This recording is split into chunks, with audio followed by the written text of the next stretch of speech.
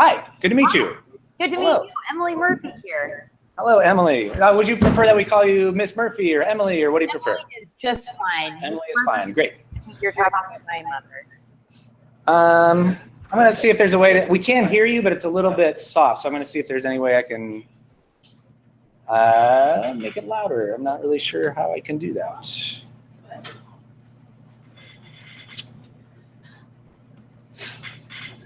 Okay. Great. So I think we're set. I'll get out of the frame here in a second so you can see people besides me. How do you want to start off by just introducing yourself, telling us a little bit about your background, and then we can ask questions, and we'll save the deciding the bill till the end. Is that okay? That sounds great. Hi, everybody. My name's Emily. How are you guys doing this morning? Good. Excited. Nothing is more fun than getting down with the legislative process. I'm really excited to join you. I'm actually consider myself probably closer in age and generation to most of you guys than I do a lot of the old fogies here. So I love being able to work with students and help be an introduction to policy and advocacy in Washington State. I do contract lobbying, which means I represent various and assorted nonprofit organizations, primarily down here in the state legislature.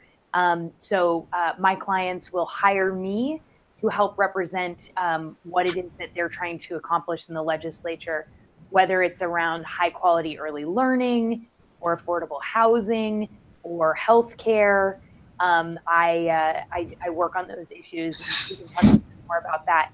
Just as a little bit of background, how I came to doing lobbying, I was doing community organizing before I started getting involved in legislative advocacy. So I was working primarily with low-income folks who were in subsidized housing or had some sort of affordable housing, working with them to make sure they knew what their rights are as tenants if landlords were trying to mess with their housing situation, making sure that they knew what their legal rights were, and then organizing to do some policy changes around that. I also have worked pretty extensively with various immigrant communities in Washington State around educational opportunities. And one of the first big things I had the privilege to work on in the state legislature was to help pass the Washington State DREAM Act, which enables students, regardless of their immigration status, to be able to access financial aid to go to college in Washington State. So I come to the work with very much a social justice background. There's a lot of lobbyists who do the work for a lot of different reasons. I think the underlying reason we all do it is because we believe in the process and it's fascinating and fast-paced and interesting. I don't really come from it so much as from a sort of business perspective, more from a how can I help make a change to make the world a better place. So that's a little bit about me, and I'll pause there and see if folks have questions, and we can move forward. I almost tripped off screen. That's what they're laughing at. Thank you for that. We did generate some questions yesterday, so she gave us a little taste of her background and what this is about. But when you ask questions, please come up here. Don't be shy. Somebody kick it off. Come ask a question.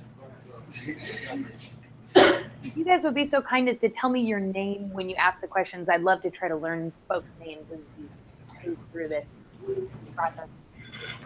Hi, my name's Victor. Hi, Victor. My question is, on a day-to-day basis, what are your work hours like?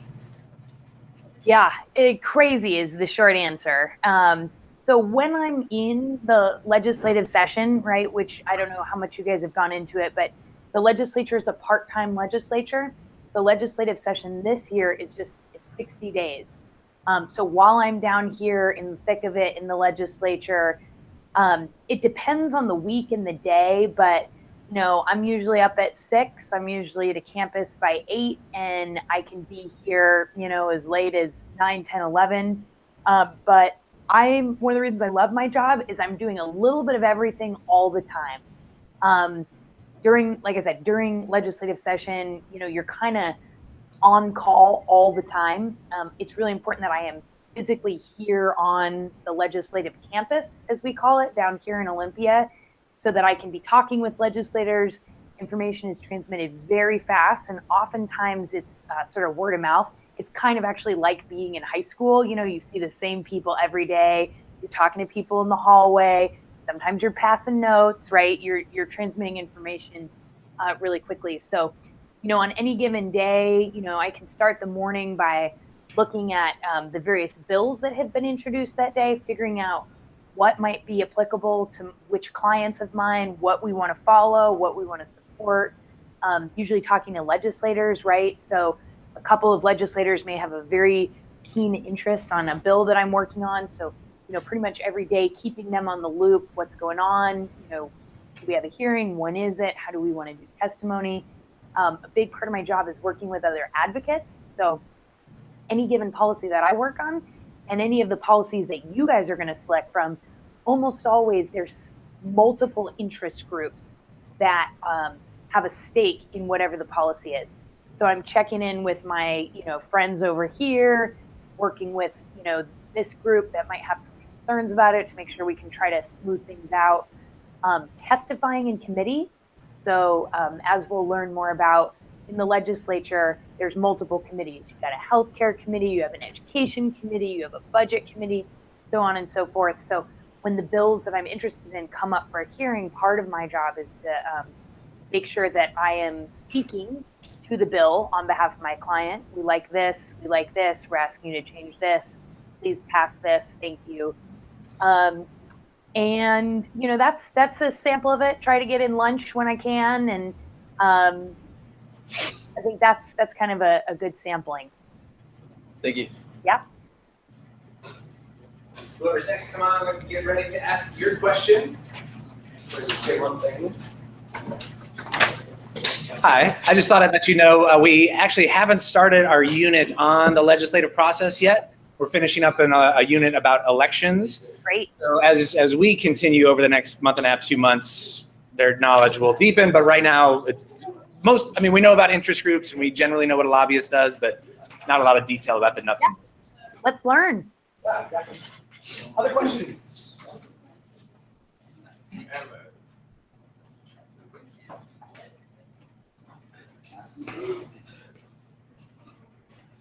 Hi. Hi. What's your name? My name is Ahmed. Ahmed, nice to meet you. Nice to meet you too. I wanted to ask you a question. What is the lobbyist role in the political spectrum? Ooh, man, we're gonna need a couple hours for that question. Okay.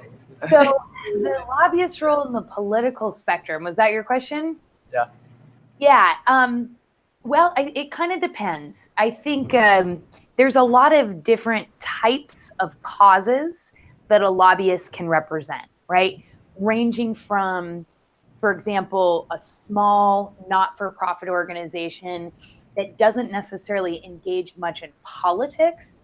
They're more interested in policy. And so I have clients, and there's a number of lobbyists who represent causes or organizations who don't really work as much in the elections space, in the politics space, as you guys have been learning about. That's the one end of the spectrum. The other end of the spectrum is you have lobbyists who represent big companies or big associations that oftentimes have a lot of money and a lot of influence, right? Partly as a result. The other way that you can have a lot of influence is if you have organizations that have a lot of members, right? That can wield a lot of political power. So it sort of depends on the lobbyist and the organization that they represent. But the long and short of it is part of the job of a lobbyist is to help inform their client on where it makes sense strategically to invest time, money, and relationships. Okay? So part of my job is to tell my client, well, the House of Representatives this is an example. The House of Representatives is closely divided. There's 50 Democrats and 48 Republicans. If we want to help make sure our bill gets passed, and let's say, Democrats might be more inclined to support our particular issue, just because of the nature of the issue, then we want to help invest in getting more Democrats elected, right? And so maybe I would advise my client, based on this circumstance, we should look at these couple of races in these particular areas where maybe we can get Democrats elected, because that will help further the interests that we have in the legislature. Some organizations don't get involved at all in electoral politics. And without getting too into the weeds, it depends on the type of organization. So some nonprofits are able to get involved in politics and elections. It has to do with the tax designation and the way their organization is set up. Some do not. I have both. I represent organizations like, for example, my client, the Children's Alliance. We work mostly on early learning, racial equity, healthcare issues. We, by nature of the way our organization is structured, we cannot endorse candidates, right, in elections. So we don't get involved in politics from that perspective, but we do build relationships. We do work in particular legislative districts where we know we need to help strengthen our relationships with those lawmakers to get them to take a leadership role on the bill.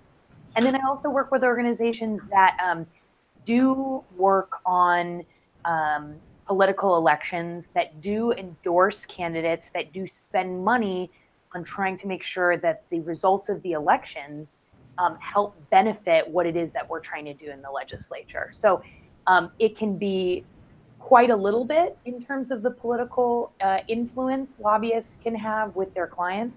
And it can be, quite a lot as well. It sort of depends on what the needs are of the client and what how their organization is set up. But lobbyists' job is to tell their client, this is the landscape, right? This is what's needed in terms of the balance of power to help advance our issues. Does that answer your question a little bit? Yeah, thank you. It's like it's kind of like a relationship build up. Yeah, thank you. Thank you, Ahmed. Next question. We have time for some more questions. Emily, can you hear me from off? I can.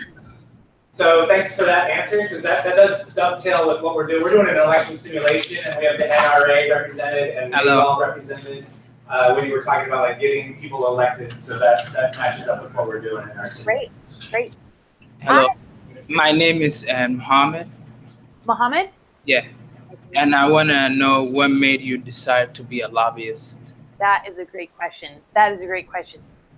I think part of it was sort of luck, but the reason that I became a lobbyist, quite honestly, is I had the privilege of working with really extraordinary people who were facing some really tough issues, whether it was, losing their homes because they had, they lost their housing vouchers or their subsidies, working with amazing young people like yourself who, would find out at 16, 17 years old that they were in fact undocumented, and despite being able to get into colleges in Washington State, didn't have access to financial aid to be able to go to school.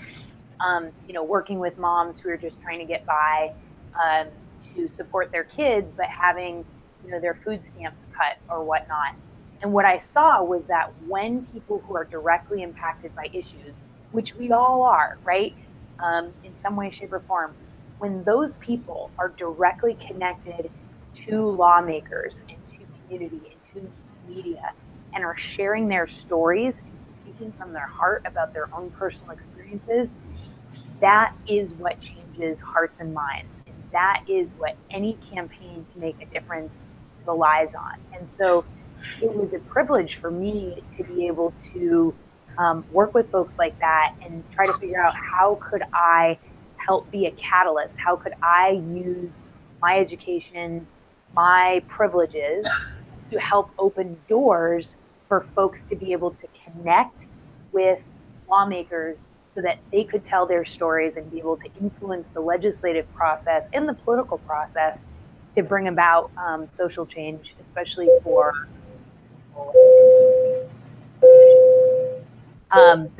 That's what made me want to become a lobbyist, is because I saw that when people share their stories, it works.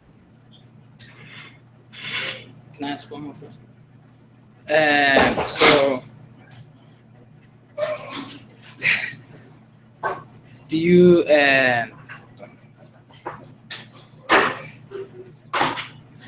think like big companies with money and influence are a good thing, or? Before you answer that, Mohammed, can you say it so people can, so they can hear it too? I think we're talking softly. Say your question louder so we can hear it too. Oh, and do you think that big companies with a lot of money and influence are a good thing, or? That's a really good question. I think a couple of things about big companies with a lot of money and influence. First of all, I think we have to acknowledge that it's real. You know, that politics, that money in politics is real. And we have a huge problem in America, whether it's on the federal level with Congress back in DC, or whether it's here in Washington State with companies with a lot of money have access to decision makers and lawmakers, right? Yeah. In ways that everyday people don't necessarily have access to. And I think that that is a problem. And I think that as a society, we need to figure out a way where people's voices and their lived experience is as important as writing a big check to a lawmaker, right? Yeah. That said, I think we have to be really careful about not saying all companies that have a lot of money are necessarily doing bad things, right? I think that there's a lot of causes out there, depending on what your political views are, what issues you care about, that, just because a company has money doesn't necessarily mean they want things that are bad for people.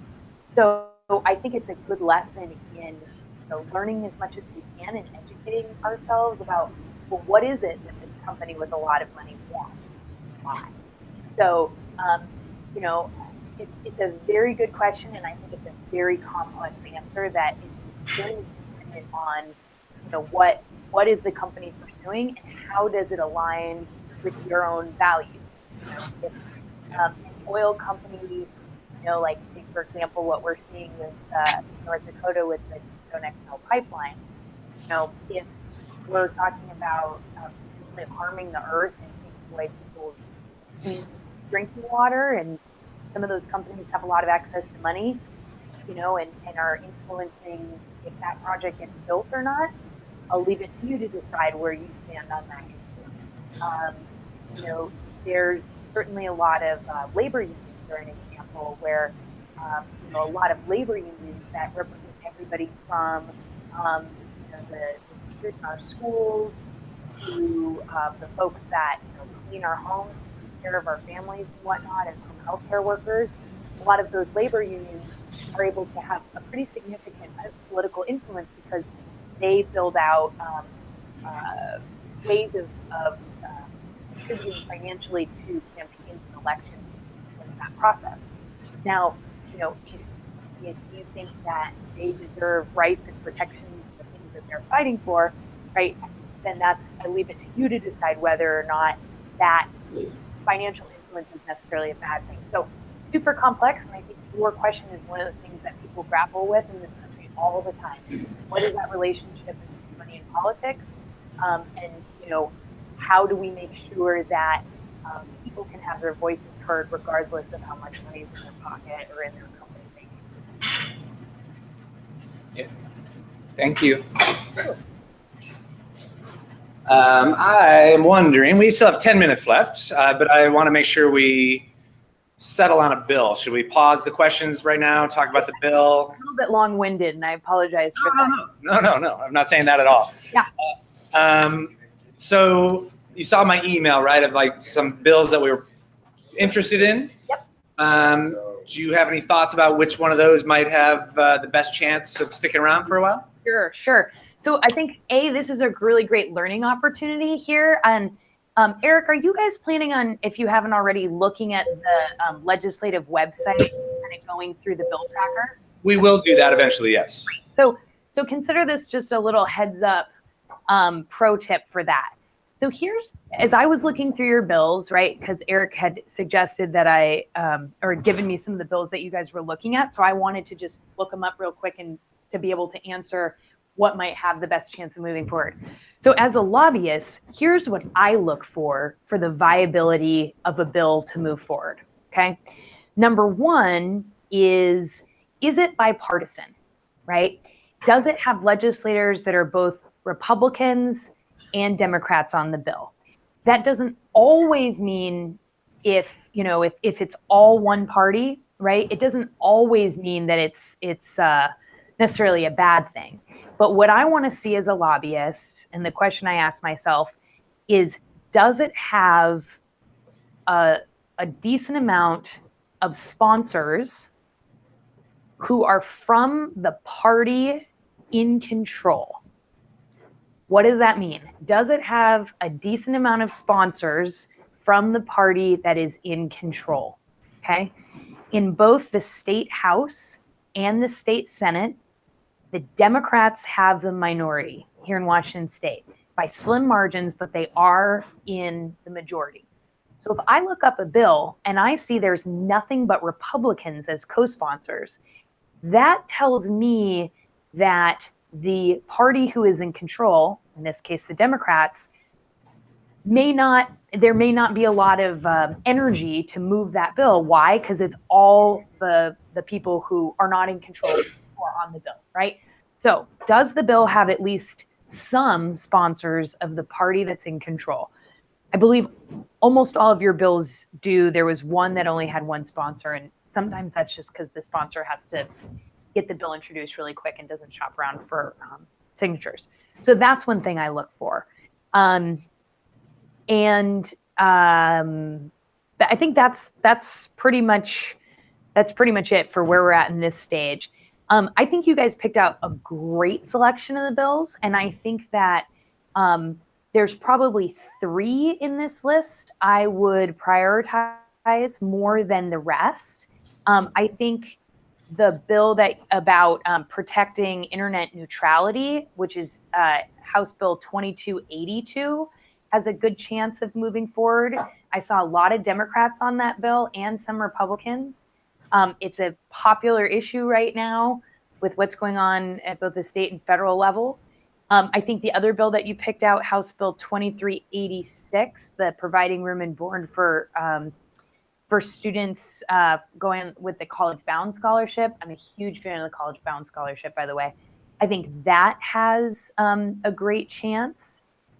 Let me see. And then I think, was it 60, 80, 87, the modifying the Washington Advanced College Tuition Payment Program. Let me just double check this real quick.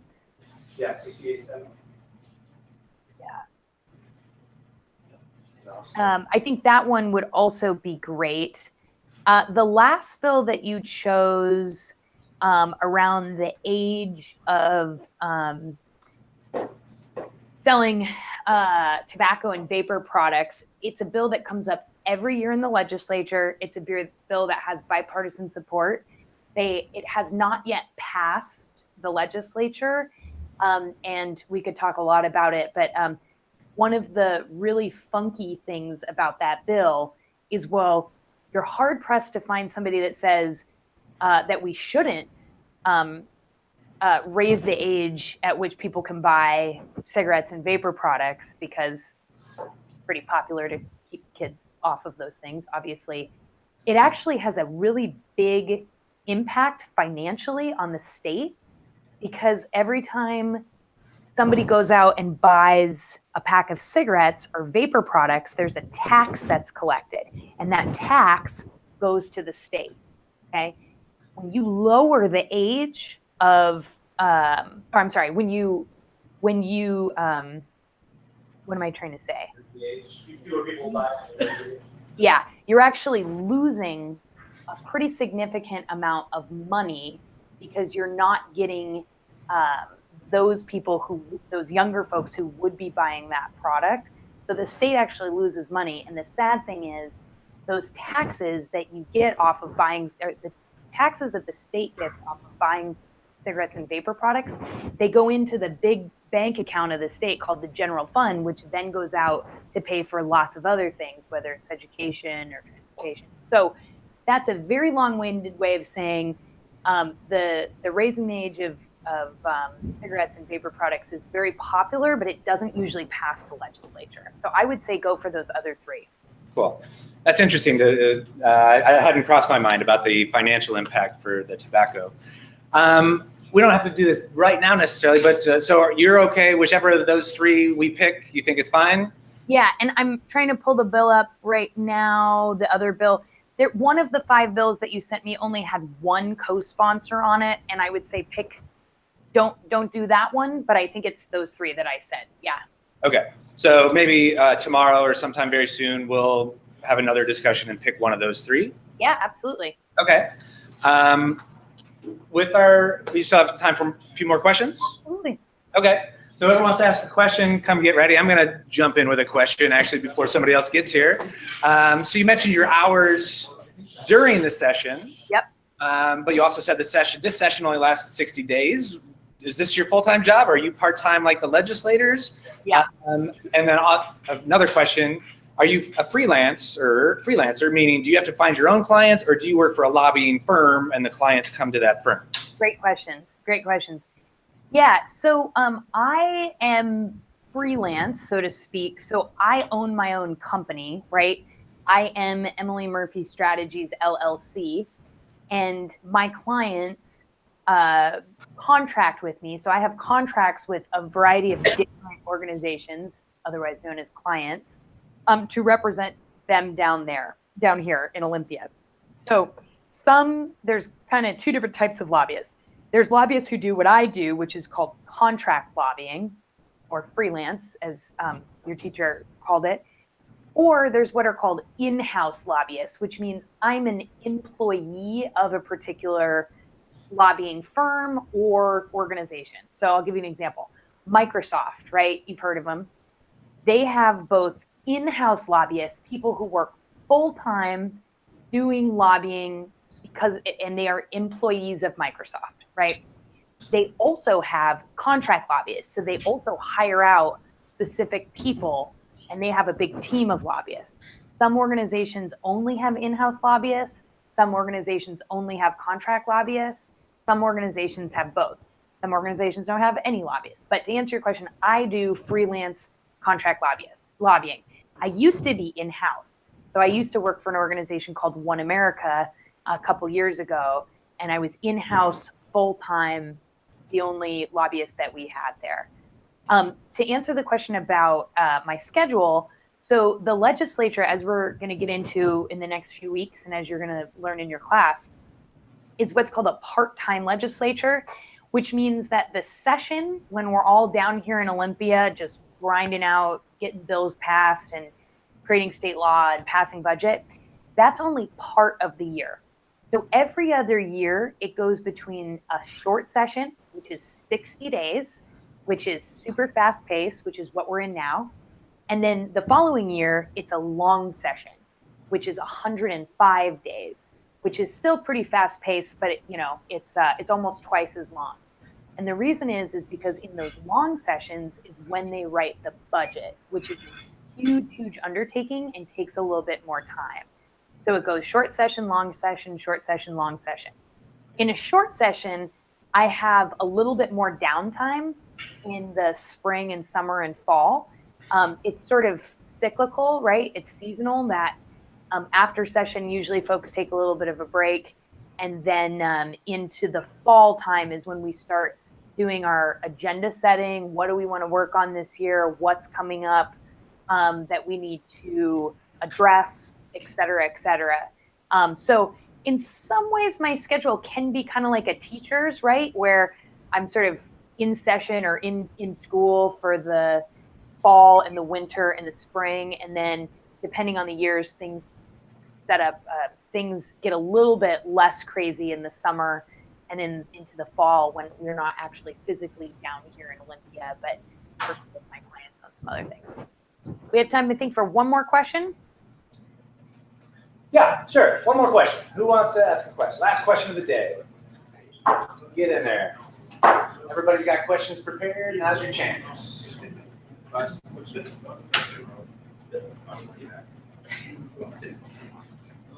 Last question. Who wants it? Who wants it?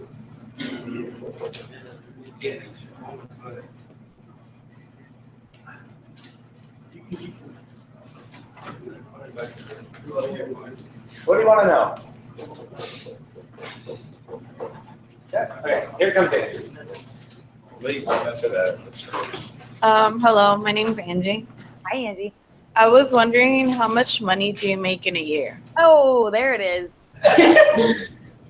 Well, I'm not going to disclose how much money I make in a year, but I will say that one of the nice things about contract lobbying is instead of having like a salary, right, where I make a certain amount of money per year, or instead of having like being paid by the hour, I get paid a flat rate per client per month that I negotiate depending on the issue. So, you know, if one of my clients really only has a small thing to work on, shouldn't be very hard, it'll only take, you know, a certain amount of time, right, that I'll charge them accordingly. If I have a client who's got a huge amount of work for me, it takes up a lot of capacity, it's stressful, you know, there's just a lot of moving pieces, then I can charge them more. So, you know, that is how my contracts work and are structured. It's nice in some ways because you can take on another contract and make more money and take on another contract, and, you know, it's a hustle basically. And at the same time, getting established as a business person can also be hard because, you know, if I don't have clients, I don't have an income. So it's definitely a hustle. It's definitely a grind. But, you know, as you make a name for yourself and you have a good reputation and you do the work, you bring home results for your clients, they're more likely to keep hiring you time and time again. Okay, thank you. Thank you. Great question, Angie. Awesome. Thank you so much. Thank you. I'm super excited to be working with you guys. I think you selected some really cool bills, and I'm really excited to see what we get to work on next time. Cool. So we'll let you know in the next couple of days about which bill. Perfect. Yep. Let's thank Emily for doing this. Thanks, guys. Thank you for your time.